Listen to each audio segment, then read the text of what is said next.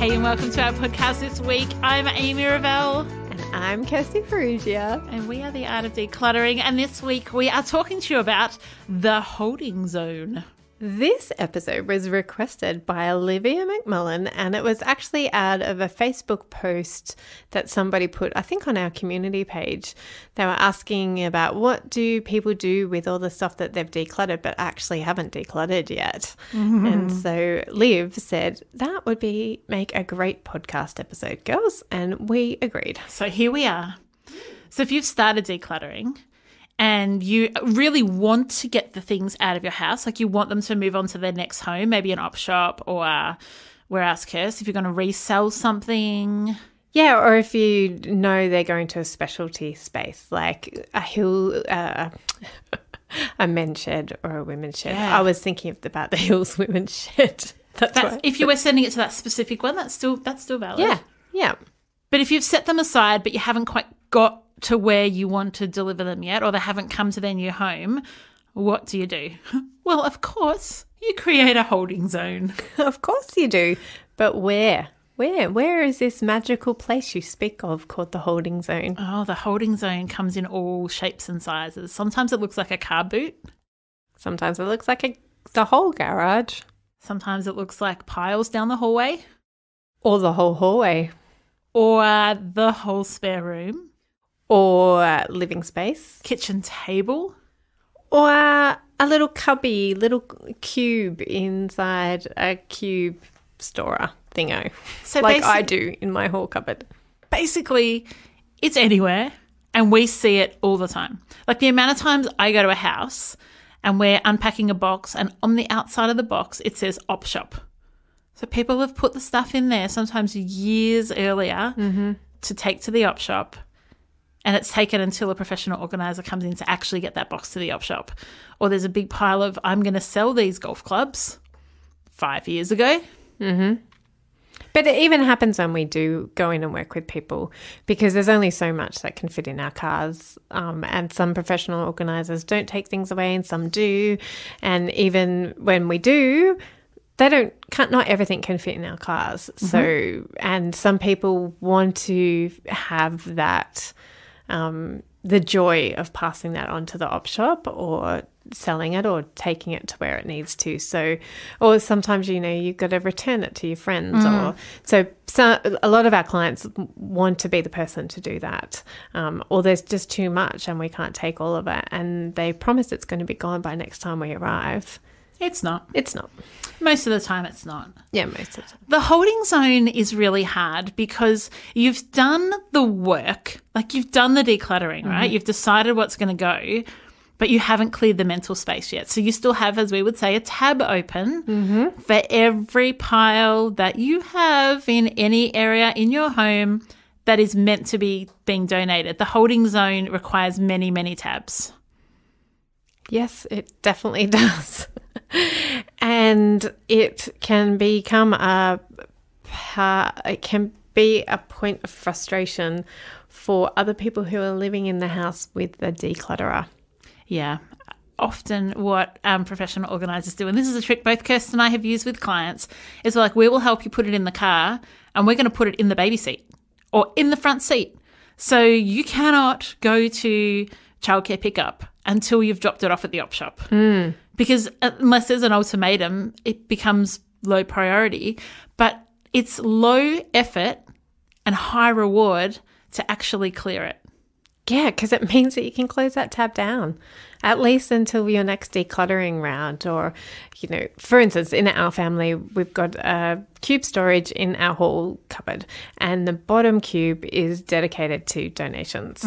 So when we're cleaning out if the kids grow out of clothes, or Simon or I decide that we no longer want like a t-shirt or a jumper or whatever, it goes in there until I'm next going to the op shop. And so it lives in there. And I forgot my point of my story. Well, the point is that it lives in there. Instead of it, that's your holding zone. Yes, that's my holding zone. But you want the turnover to be faster. Yes, and in our family, and I mean, it's easy for you and I. It's easier for you and I because we can't go to our next clients and offer them the service of taking away donations if our boot is full of our last client's donations. That's true. So it's imperative to us to get things out of our home or out of our car as quickly as possible. But this is the point of this episode, is to really encourage all of you to make it a priority. And that's the only reason that Amy and I get stuff. Like, we don't always get it out of our car that day because it may be too late to get to the op shop, depending on what time we finish the client. So, like, for Amy shaking her head at me because she always makes time. I, on the other hand, but I don't always have to get back for school pickup. Yes, that's what I was about to say. I have to get back to school pickup, yes. But I always do it before I always do it before I get to the next clients. Yeah. So that this episode is not to guilt and shame you and make you feel less than because you haven't been able to get to the op shop. This episode is to encourage you that for the freedom and the joy that you'll feel for having it out of your space, and then you can really truly enjoy the fact that you've decluttered. Yeah, and you want to really place weight in momentum and the power of momentum. If you have been doing a massive declutter session with a professional organizer or not, you've got momentum, right? Once you've got the momentum, you've bagged up stuff, you're in the right mindset to donate because you know what your end goal is, right? But if you put it in the spare room and think, oh, I'll get to it next week, by the time you get to it, you might have the wobbles and you might be thinking, oh, should I really get rid of this stuff? Maybe I should just see if I'm going to use it. Or maybe I know I was going to donate it, but it's probably worth $100 all up, so maybe I'll sell it. And you've lost the power of momentum. And so the great thing to do is within 24 hours, get rid of anything that you've decided to get rid of at whatever cost. Yes. Even if you have to make a separate trip just to the op shop, just to get it gone, that's worth it. And to be honest, unless you're our friend Jess who lives in the middle of nowhere, chances are that there's going to be somewhere close by to drop things off at. Sorry, I should preface that if you live in a major city in Australia, because there is clothes boxes at every shopping centre, at loads of churches, at loads of like we've got one randomly in the middle of the road, not in the literal middle of the road, but on the side of the road near nothing. That's so funny. It's random. So we've got some in our school car park. Yes. So particularly for clothes, it's really easy to let them go because chances are you're going to Woolies or Coles in the next couple of days and you can just make an effort to take those clothes out before you put your groceries in. Now, most op shops are open on the weekend as well. So just because you work 9 to 5 in an office job or, you work odd hours, that's no reason not to get to an op shop. Or book a book a pickup. Yes. So that's an accountability measure as well. So you book the pickup, even if it's 2 weeks away, that doesn't matter because once you've booked it, you're going to put the things out because there's someone coming for it. And so if you are someone who tends to delay getting rid of things, just book a pickup, leave it out on the veranda or somewhere that's going to keep it protected and just let them come and get it while you're at work. Mm-hmm. The imperative here, I think, is to put a time and space limit on things. Yes. So for us, as I've said, our whole cupboard cube storage is a limiter of how much we can contain before we need to head to the op shop. And the same is true for time. If you're going to sell it, put a limit on when you're going to have something sold by. Don't have it sitting on eBay or Gumtree or Facebook Marketplace for months on end. Say if it's not sold by 2 weeks time, it's going to the op shop. Mm-hmm. And the same, even if you do create a holding zone, you've got a natural holding zone like I do in my home, but it may be bigger. You might put a time limit on it and say, I am going to book out time in my diary next Saturday to get to the op shop, and I am going to fill the boot with stuff so that on the way home from soccer, we can get it to the op shop. Yeah, make a plan and stick to it. And it is that, like, make it exactly that. It's making a plan, putting it in your diary, blocking out that time, because it's an important part of the process of decluttering. And it's actually one of the most rewarding parts. Yes. Feels so good when you drive away and you never have to look at that stuff again. Yes. You never have to make a decision about it. You never have to clean it. You never have to put it away. You never have to move it. Decluttering for the win.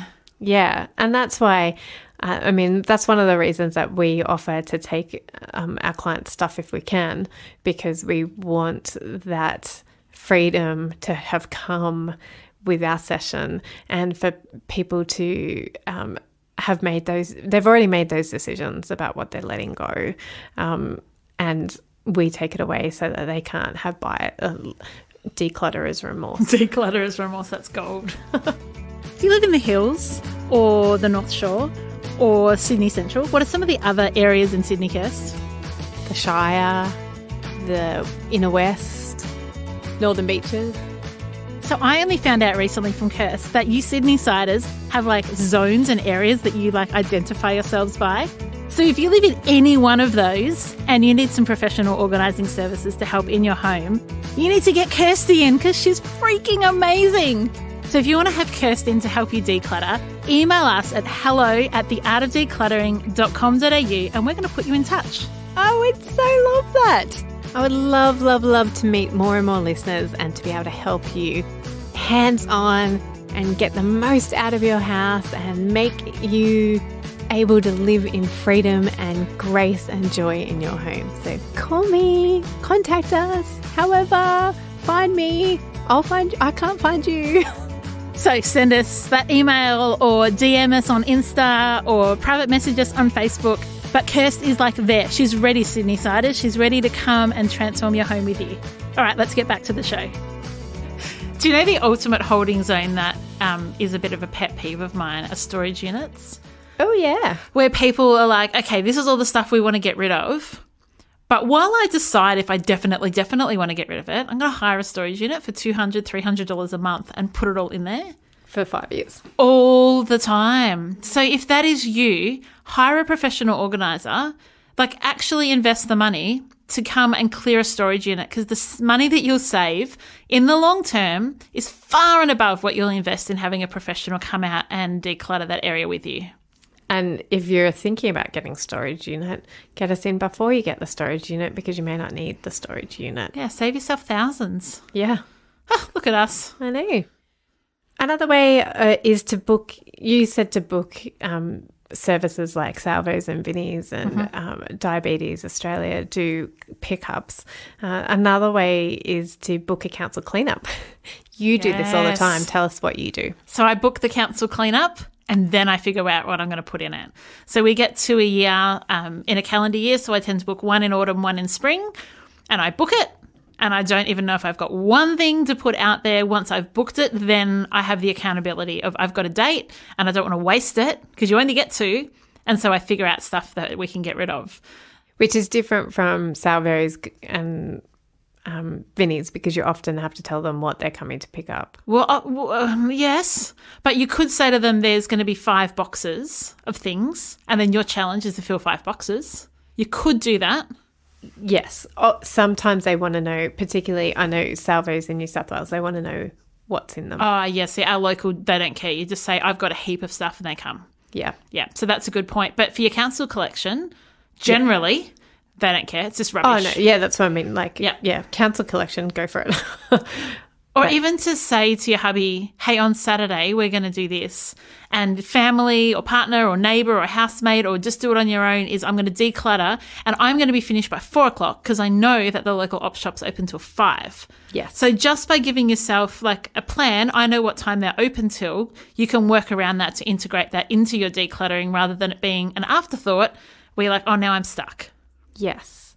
And when we're working with clients, we do want them to have the momentum and not be so tired that they can't make it to the op shop. Yes. Because that's if you're doing it by yourself, we really encourage you to stop before you hit that wall. Mm-hmm.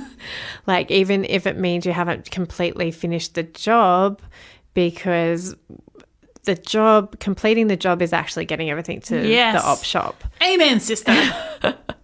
So give yourself enough grace and time and headspace, and also don't wait until you have everything that you want to go to the op shop.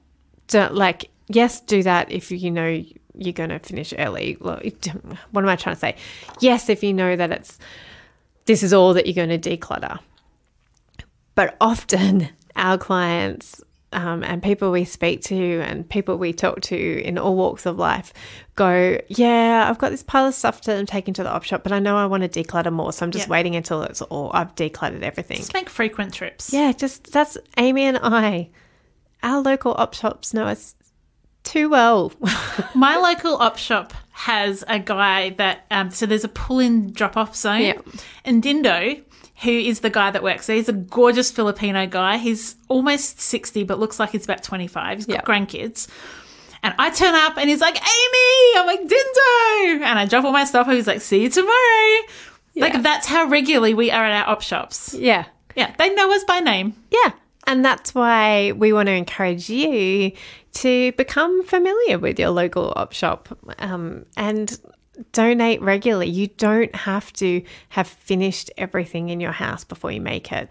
Go make just, as I said, every Saturday after soccer, you go to the op shop and easy. You drop stuff off.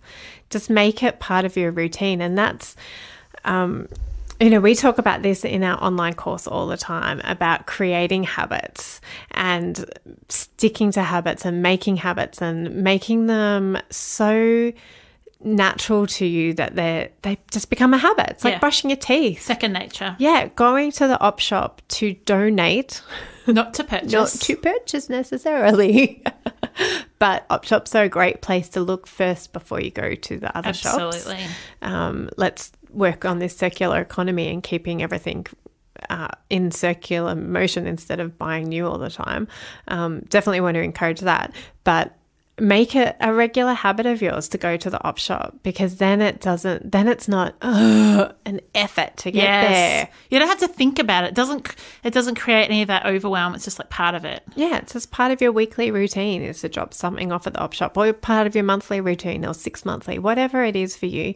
Make it a habit. We talk a lot about habits in our course, and we would love for you to join us if you think that you have done the decluttering work and now you're on to maintaining mode.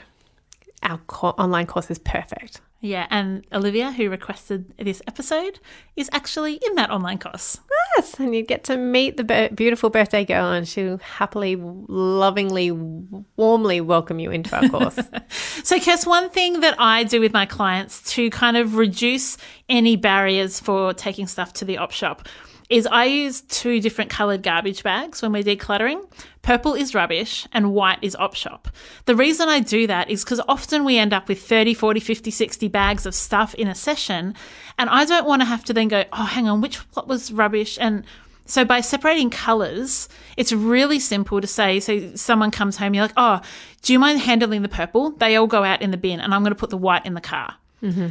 Rather than you going, I actually can't remember what that bag was. So if you're working at home, just go to Coles and get 2 different coloured garbage bags, and you can follow me. White is for op shop, purple is for decluttered rubbish.